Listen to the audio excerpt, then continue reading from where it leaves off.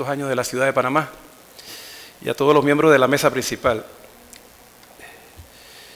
Se me ha encargado a conversarles acerca del principio proconsumidor en los procesos contenciosos administrativos, y quiero felicitar a los organizadores del evento porque han seleccionado un tema interesantísimo, aunque amplio, y que yo trataré de compendiar, porque tiene que ver estrictamente con los procedimientos y las dificultades que confrontan los consumidores en su trato diario con los proveedores de bienes y servicios.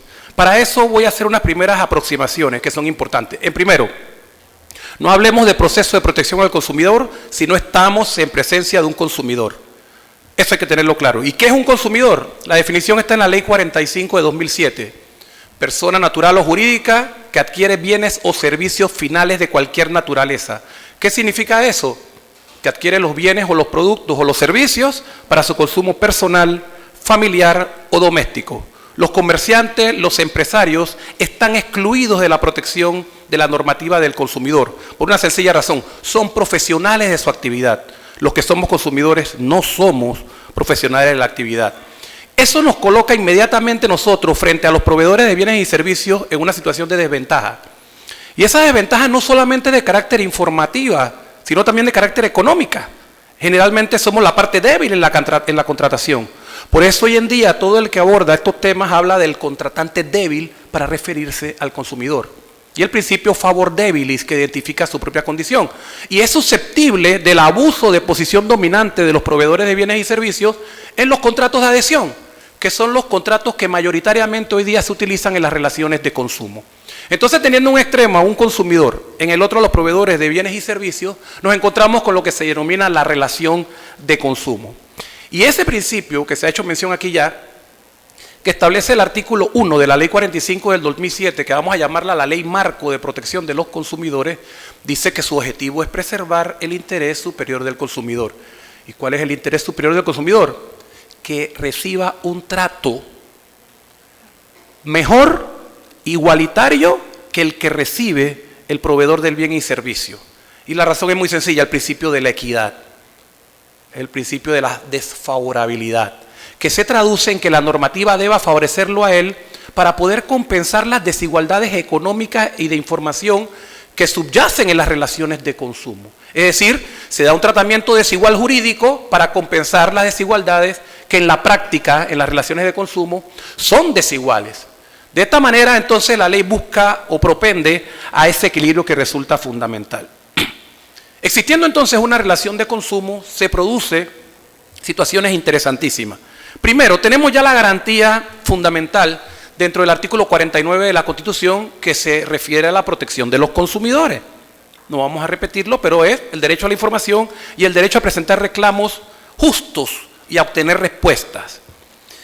Tenemos entonces un sinnúmero de leyes especiales a las que se ha hecho mención hace un momento por Oscar, de regulaciones especiales o sectores regulados, en todas las cuales se ha tomado la previsión de adoptar normativas de protección de los consumidores. Pero ojo, ninguna de esa normativa puede ir en detrimento del marco general de protección de los consumidores. Explico por qué.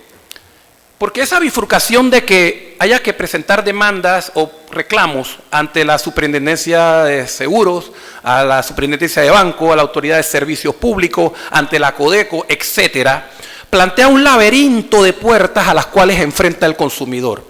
Y aquí entra una discusión interesante. ¿Cuál es? El principio que los doctrinarios llaman de la unidad jurisdiccional. ¿Y cómo se plantea esto? Muy sencillo.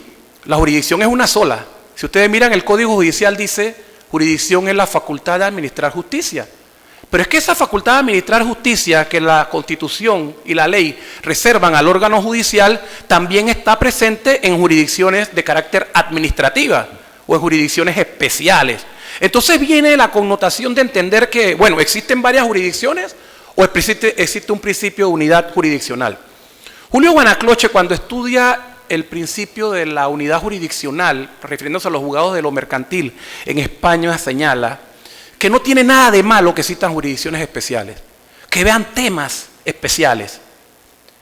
Eso no fracciona la jurisdicción, simplemente crea unos cauces de adecuación para los diferentes reclamos que puedan presentarse, pero que en ningún momento debe desmeritarse las garantías fundamentales que establece la Constitución Nacional en beneficio de los consumidores, como ocurre en este caso.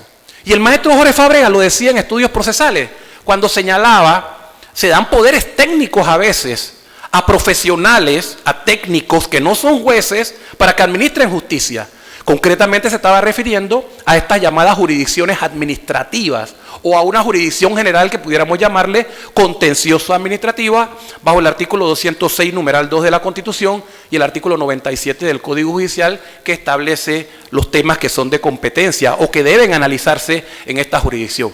Y cuando la propia Constitución dice, se asigna a la Sala Tercera de la Corte el conocimiento de los temas de la jurisdicción contenciosa administrativa, ya está fraccionando inmediatamente, haciéndonos ver que sí existe un principio que determina que frente a la unidad jurisdiccional puede darse el fraccionamiento de los recursos, de las actuaciones de los funcionarios, que en el ámbito del derecho administrativo es amplio, bajo el esquema de que acto administrativo implica, lo que realmente nos tiene aquí frente a ustedes, aquellas decisiones que emiten los funcionarios administrativos en ejercicio de sus competencias donde está involucrado un consumidor. Ojo, siempre que tengamos presente la existencia de la relación de consumo. Es decir, hay un sinfín de actos administrativos en los cuales no participa un consumidor. Esos actos estarán excluidos del ámbito de aplicación de esta normativa de protección especial a la cual estamos haciendo referencia. Y ese laberinto que planteaba yo nos lleva a nosotros a enfrentar situaciones muy difíciles. Recuerdo yo unas palabras en este mismo escenario de don Ricardo Sopó Méndez, de Colombia, cuando decía que cuando uno contrata los servicios públicos es como llevar a cabo un mal matrimonio, que uno contrata bajo la base de características y cualidades de los productos y de los servicios, pero ya cuando llegas a tu casa te vas enterando de que fue una mala decisión y entonces te sientes víctima de publicidad engañosa. Entonces eso nos pasa a nosotros también en el ámbito de la contratación con los bancos, con las aseguradoras, con las empresas promotoras de vivienda, con todo el sinfín de actividades que forman parte del circuito o del mercado de oferta de bienes y servicios. Y para eso entonces tenemos una serie de puertas, Acodeco, banca, valores, seguros, etcétera, que hay que tocar. Y se produce la disyuntiva. Les pongo un simple ejemplo.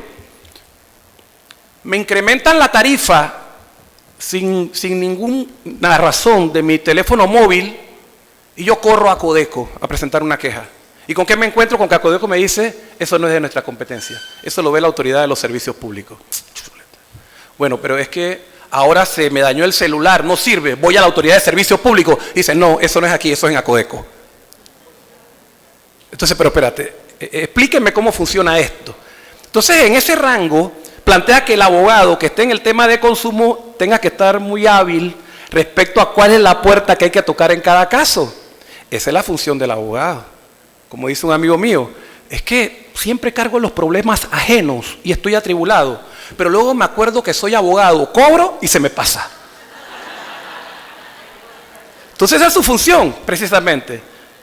Entrar a resolver el problema que tiene el consumidor. Si bien hay un marco de actuación que permite que los consumidores puedan ejercer o presentar reclamos sin abogado, claro que la asesoría jurídica puede ser importante. Y yo tengo que reconocer que en esa bifurcación normativa, los entes administrativos que están decidiendo temas de consumo son muy orientadores. Y esa orientación nace de un principio fundamental que no se puede olvidar. ¿Cuál es? El interés superior del consumidor y el principio del cual les vengo hablando, el principio pro consumidor. Es decir, ninguna de las actuaciones de estas autoridades puede ir en desmedro de esos reconocimientos. Bien, llegamos al tema. Entonces, ¿existe una jurisdicción contenciosa administrativa? Por supuesto que sí. Todos los actos emitidos por autoridades públicas en ejercicio de sus funciones pueden ser sometidos entonces a la jurisdicción contenciosa administrativa y terminar dentro del esquema de competencia a través de un recurso de nulidad, una acción de nulidad o de plena jurisdicción ante la Sala Tercera de la Corte Suprema de Justicia. Cuidadosamente, ese esquema normativo que permite que Acodeco, aquí se explicó hace un momento por Oscar, cuáles son los procesos que conocen, decisión de quejas, conciliación y el proceso administrativo sancionador que le llamo yo, en las investigaciones que realizan, salvo el de conciliación, donde no se van a tomar decisiones, pueden ser sujetos al agotamiento de la vía administrativa y luego llevarlos ante la sala tercera. Por supuesto, eso obra en contra ¿de quién? Del consumidor, que no entiende cómo un proceso de baja cuantía, de un pequeño problema que confrontó y que espera una respuesta rápida, llega hasta la sala tercera de la Corte después de varios meses y quizás años para obtener una respuesta. Entonces, lo que se plantea como una apertura de posibilidades para el consumidor en cada uno de los sectores regulados puede traducirse posteriormente en demoras, en retrasos y en ejercicio de recursos que a veces son realmente dilatorios, que afectan ese principio del interés superior del consumidor. Y eso no puede ser resuelto dentro del marco de legalidad que genera la actuación de las autoridades administrativas que toman decisiones en materia de consumo. Entonces, frente a ese panorama, el asunto no es fácil de resolver, pero existen soluciones, existen principios rectores que facultan entonces, no solamente para la toma de decisiones, sino para implementar un aceleramiento en esa toma de decisiones y en los procesos, que realmente son cortos, vamos a decirlo así, pero que luego en el ejercicio de los recursos contenciosos administrativos puede prolongarse afectando los derechos del consumidor. Entonces, analizar esta problemática resulta apasionante porque el tema de consumo nos involucra a todos. Todos lo vivimos y todos lo sufrimos. Y yo creo que si yo pregunto aquí quién no ha tenido un problema relacionado con su actividad de consumir un producto o un servicio, nadie levantaría la mano. Todos hemos estado alguna vez en estas circunstancias. Y no debemos perder de vista que sí existe una coherencia normativa entre lo que dispone la ley general y lo que disponen las diferentes leyes especiales. Pero la razón es muy sencilla. Vamos a llamarle una desconcentración de funciones de la Codeco, que debía ser el organismo central rector de la defensa de los consumidores. Pero ¿qué ocurre? Cada sector económico quiere su propia regulación. Los bancos quieren sus leyes especiales, las aseguradoras quieren sus leyes especiales, las empresas financieras, los prestadores de servicios públicos, etc. Todos quieren sus leyes especiales. Claro, han introducido los derechos de los consumidores en las diferentes regulaciones a través de una serie de procedimientos que plantean que se puedan presentar algún tipo de reclamo, pero al final del camino todos forman parte del mismo esquema de protección que plantea esas dificultades que enfrentamos todos. Es como la novela de Franz Kafka, El proceso, cuando Joseph X se ve enfrentado a un proceso que ni siquiera entiende por qué está metido en ese proceso y sufrir la angustia de enfrentar un tribunal sin entender por qué tiene que pasar por todo eso. Entonces resulta un tema complejo porque en todos estos ámbitos, seguros, banca, valores, financieras, lo que vea Codeco, etcétera, hay un aspecto emocional, hay un aspecto de afectación emotiva del consumidor, que cuando acude ante la autoridad ya va con una carga de problemas al no entender por qué si él compra un producto o contrata un servicio, luego tiene que presentar un proceso y un reclamo para que ese producto funcione o el servicio que le ofertaron cumpla el cometido que se le ofertó. Y ahí empieza entonces todo este dilema normativo que nosotros empezamos. Entonces, cuando entendemos que todas esas actividades jurisdiccionales, estos jueces técnicos, estos profesionales del derecho que actúan en estas diferentes entidades, administran justicia emitiendo decisiones y las autoridades se pronuncian, entendemos que la normativa de protección resulta importante porque deben aplicar el principio del interés superior del consumidor. ¿Qué significa eso? Materialmente diferentes aspectos. El primero, en caso de duda, ¿a quién debe favorecerse? Al consumidor. En caso de aspectos de formalidad extrema que conocemos en los procesos civiles, al consumidor no se le puede dar el mismo trato. Y no me vengan a decir a mí que en un reclamo, cuando el consumidor lleva el recibo de pago del televisor, se le diga tiene que traérmelo autenticado. O tráigame copia del contrato de compraventa del televisor. ¿Y con quién fue usted el día que hizo la compra del televisor? Sería absurdo, porque precisamente el tratamiento diferenciado que busca la igualdad es propugnar facilitarle al consumidor su reclamo, materializando el principio del artículo 49 de la Constitución Nacional. Entonces esto hay que tenerlo muy presente porque todos los funcionarios que están administrando justicia a nivel administrativo, dentro de sus diferentes ámbitos, tienen que tener conocimientos referentes a las reglas generales de protección en los consumidores, además de las reglas especiales en cada uno de los temas.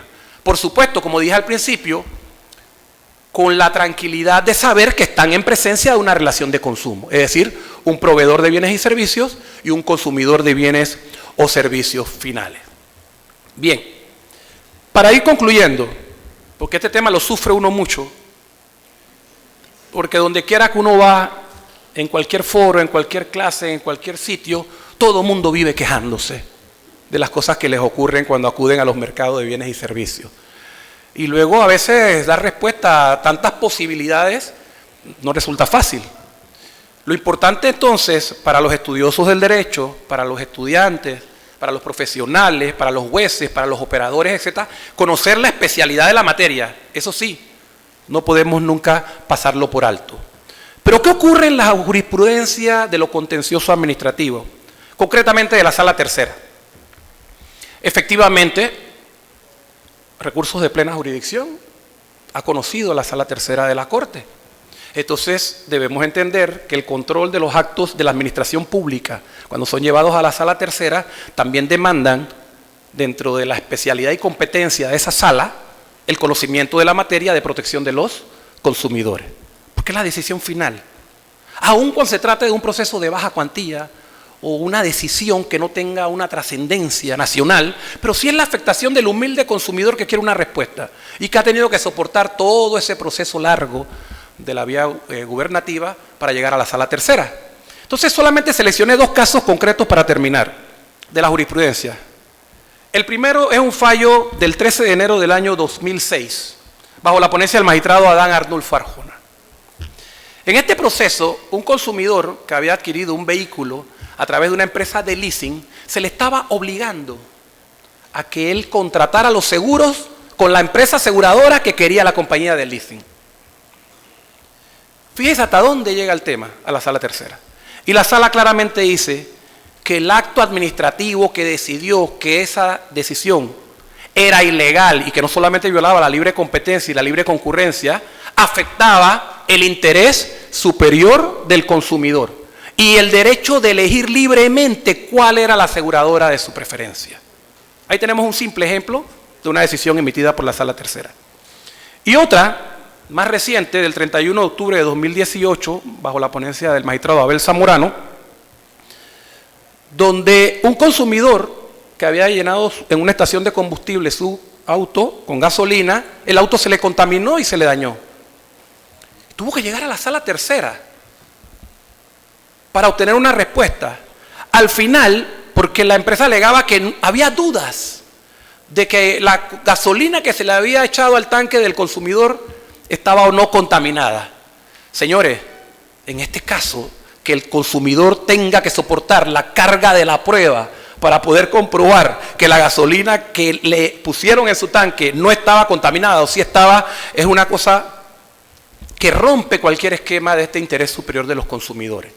Y abordando el tema de la carga dinámica de la prueba y el interés superior del consumidor, se concluyó que la empresa estaba obligada a pagar los daños que el vehículo había sufrido en virtud de la contaminación del automóvil, porque había que salvaguardar el interés superior del consumidor. Y en la interpretación que se hace, se adopta este principio del cual les vengo hablando, el principio pro consumidor, donde el contratante débil requiere una respuesta a través de un trato que sea desigual jurídicamente, pero para compensar las desigualdades económicas y la información que todos tenemos en nuestras relaciones de consumo.